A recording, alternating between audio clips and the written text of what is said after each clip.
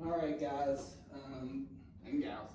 The last section within chapter 12 that people tend to have trouble with is in section 12.3, the open-end credit section. The first learning outcome in there is finding the finance charge and new balance using the average daily balance method. Now, the math behind this is not tough. It's just following that process and kind of putting it in a certain way so that you can calculate the answer and then ultimately solve the problem. So here's how one of these problems reads. They're going to give you some billing activity for a credit card. And they're going to say, on the 1st of May, here was your balance. And on the 5th of May, you bought something. And on the 15th of May, you bought something else. On the 17th, you made a payment. And on the 25th, you bought something else. At the end of the month, here was your total. Excuse me. Now find the average daily balance, and then you can calculate the finance charge owed for the month based on the average daily balance. First and foremost, this is done a lot simpler with a spreadsheet, but we're going to do it the long way so you can kind of see what takes place. And most credit cards are calculated in such a fashion where once you figure out the average daily balance, you can then calculate the finance charge. So here we go. Example 1, page 440 in chapter 12, which is section 3 of page 440, which is the longest problems that you have in chapter 12. And usually just the first time you do it, it can be a little tough. Even though the math isn't that bad, I know you can do the math, it's just setting it up.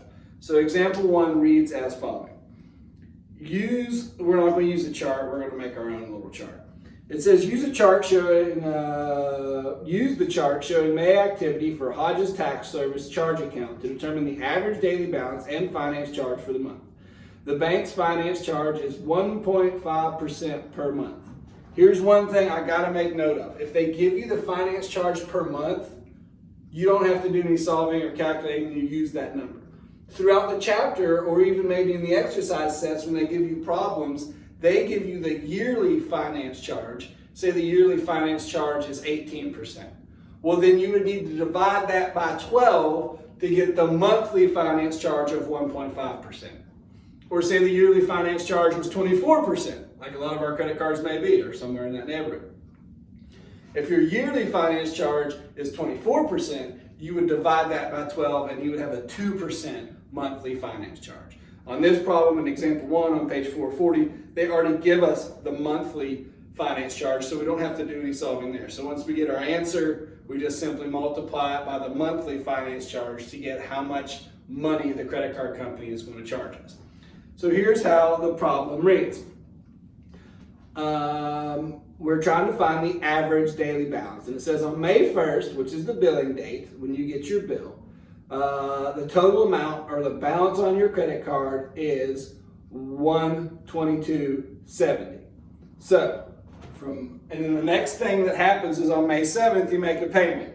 So, from May 1st through May 6th, our balance is the same, which is $122.70. $122.70. And again, we'll deal with this in a minute, but I'm just going to set it up first. On May 7th, we make a payment of $25. So May 7th through, the next thing doesn't happen until May 10th. So May 7th, 8th, and 9th, we made a $25 payment.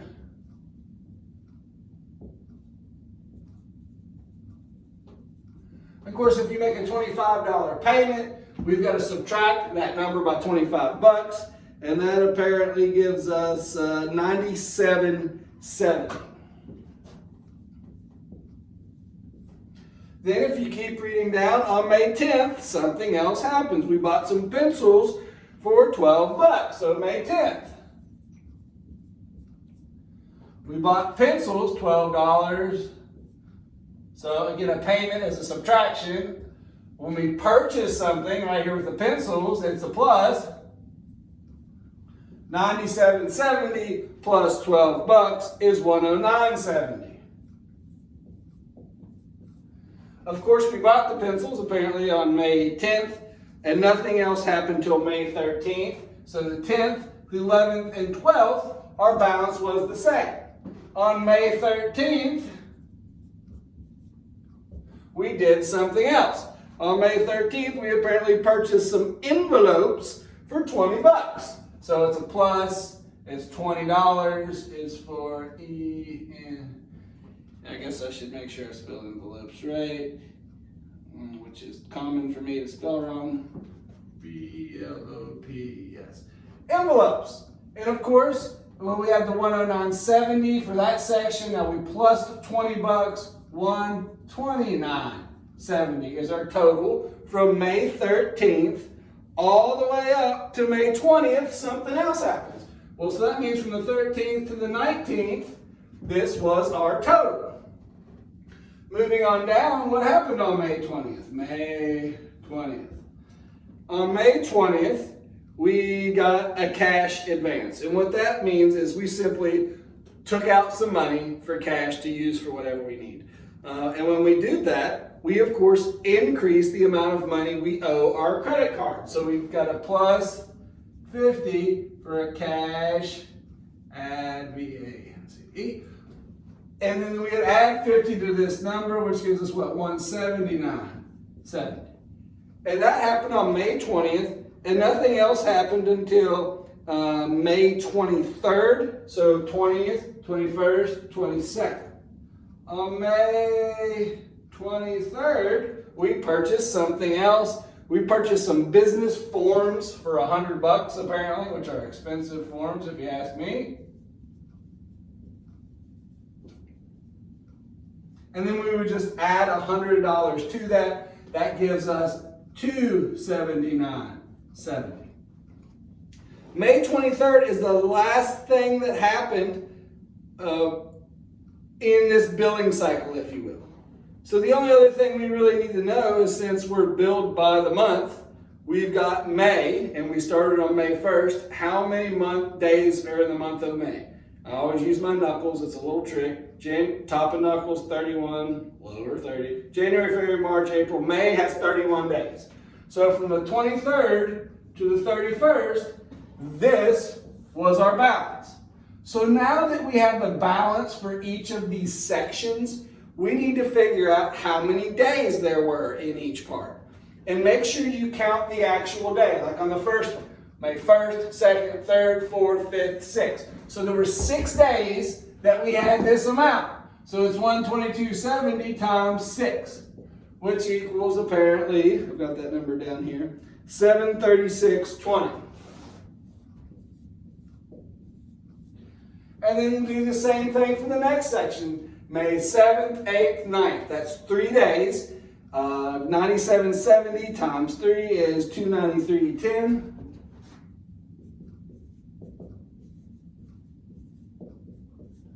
Come down to the next section. We've got May 10th, 11th, and 12th, which is another 3 days. 109.70 times 3 equals apparently 329.10.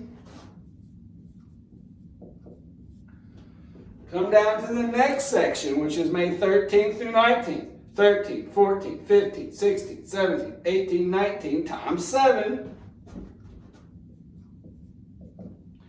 129.70 times 7 is 907.90. Go down to the next section where we have we got the cash advance for May 20th, 21st, and 22nd, which is 3 days, which equals apparently 539.10. And then the last section, which is a lot of days, 23rd, 24th, 25th, 26th, 27th, 28th, 29th, 30th, 31st, which is 9 days, equals 2517.30, or $2,517.30. One way you can check and see if this came out right, since there are 31 days in May, when you total these up, these are going to equal 31 days. And that gives you an idea if the 6 plus 3 plus 3 plus 7 plus 3 plus 9 equals 31, you know you kind of got the number of days in the month, correct? You would then also want to add up all of these.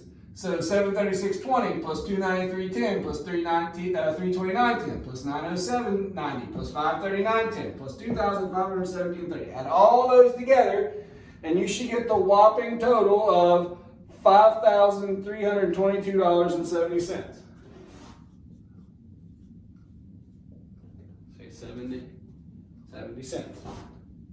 Now that we've done all that, which is, again, math not tough, setup not easy, because you got to go through this process. And this is the way I would do every average daily balance problem. Once you're sitting here, you're in pretty good shape. There's a little formula at the top of page 441 that says for the average daily balance,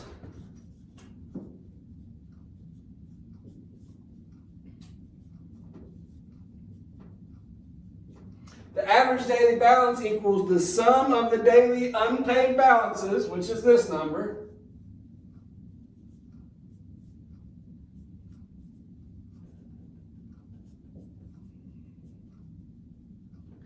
divided by the number of days, or the total days in the billing period.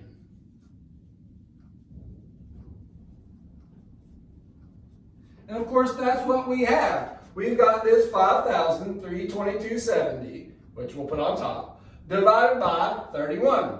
5,322.70 divided by 31, which equals, and that gives us our answer, an average daily balance of $171.70. And if you want to eyeball that and look at these numbers, yeah, that looks pretty good. If you come up with something down here that's like 400 and you didn't have any daily balances over 400, you're going to know you probably had a mistake. But I mean, between 122 and 279, that looks pretty good. I feel like we're probably in the ballpark if you just are kind of eyeballing it. Once you have the average daily balance, the last thing, the easiest thing they really ask you to find is the finance charge.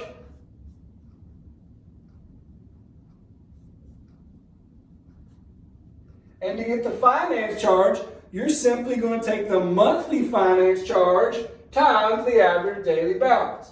171.70 times, and they already gave us the monthly amount. They told us the monthly amount was 1.5%. 1.5%. I'm going to turn that into a decimal, 1, 2, so it's 0.015. So 171.70 times 0.015 gives us our finance charge for this credit card of $2.58, or this credit account. And that's your answer, and you're done with finance charges. They give you like a chart and even a check register in the book. Don't look at the check register examples. Those will kind of maybe mess you up. I would just worry about kind of reading the problem, and they give you the dates and what happened on each date, and set up a little chart like this. Is probably going to be your best way to solving these problems correctly. So again, I hope this helps. If you have any other questions or need any additional assistance, just send me an email and I'll be able to help you in the next couple of days. I'm going to get these out Friday morning, I believe, maybe Friday around noon. So if you have any questions after that, make sure to let me know. Thanks.